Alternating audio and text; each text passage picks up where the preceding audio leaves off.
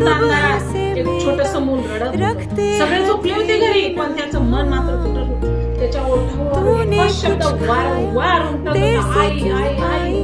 आई तू कुठे आहेस? प्रश्न आकाशालाही ऐकू जात होता. आकाशाचंही काळीच फाटत होतं. शाळेत मित्र विचारतात, तुझी आई का नाही आली? तो हसून होतो, कामाला गेली. पण मनात वेदना उसळली. सगळ्यांच्या डब्यात आईची भाकरी, आईच्या हातची चव असते. त्याच्या डब्यात मात्र एकटेपणाची चव असते. जखम झाली, जमिनीवर पडले, मित्र घरी धावत जातात. त्यांच्या डोक्यावर हात ठेवायला आईचा हात असतो.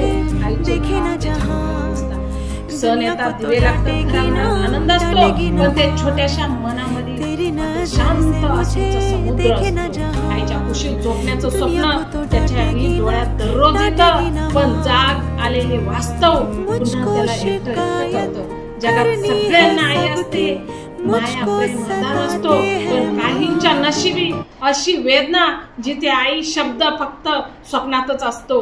अनाथ असणं म्हणजे फक्त आई वडील नसणं असे काही नाही. अनाथ असणं म्हणजे प्रेमाची सावली नसणं.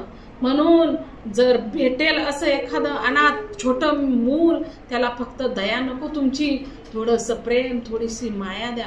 कारण कदाचित त्या क्षणी तुमच्या एका प्रेमाने बोललेल्या शब्दाने त्याला पुन्हा जग आपलंसं वाटेल. त्याला वाटेल जग अजूनही माझं आहे.